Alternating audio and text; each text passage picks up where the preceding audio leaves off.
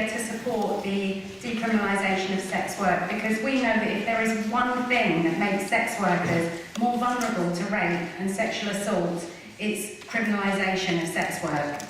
Sex workers are not going to report the rapes and assaults that are inflicted on them by violent men if they know that the police are then going to turn on them and arrest them for something that's a lot more trivial, because really, what's the bigger crime? Consenting sex between two adults that have ever entered into a contract, or raping a woman violently? To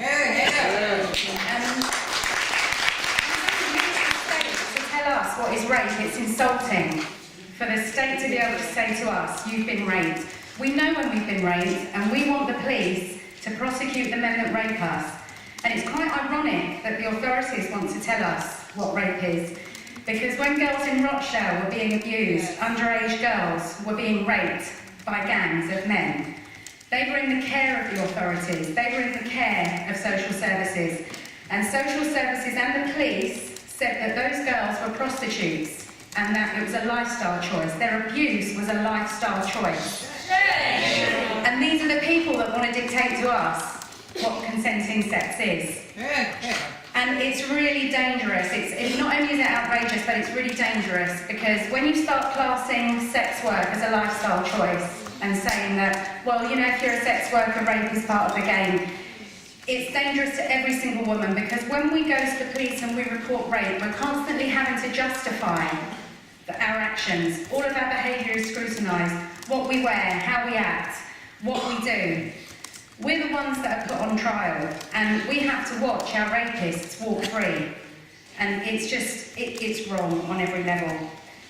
We want the state, as I said, to prosecute the men that rape us. We want resources to be put into rape investigations and not raids on women that are working in flats in Soho.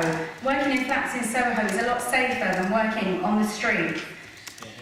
You know, I think there have been 190 prostitutes murdered in the last 4 years, in the last 10 years, sorry. And this is only going to make it worse.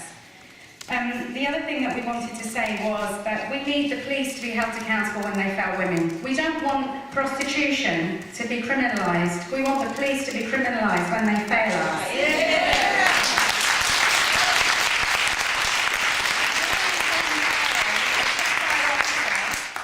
Who was jailed for falsifying documents. He was also involved in the case of 2 sex workers who killed themselves. He'd been involved in one of their cases. And when that came out, a D.I. Lloyd of the Metropolitan Police publicly said that both the sex workers had led troubled lives and that they had mental health problems. And it's an insult to try and smear their characters to deflect the wrongdoing of Ryan Coleman-Farrow and the other officers involved. And P.C. Mitchell from Northumbria, who targeted vulnerable women in custody, mainly sex workers and drug addicts, and he told them when he was raping them that if they went to the police they wouldn't be believed because they were sex workers. And before he joined Northumbria, when he was in the army, he was charged with a serious sexual offence, and he was still allowed to be a police officer. We need these police officers prosecuted and held to account, not sex workers. And just one other thing, if you're against decriminalisation, then you're against women, and that's wrong.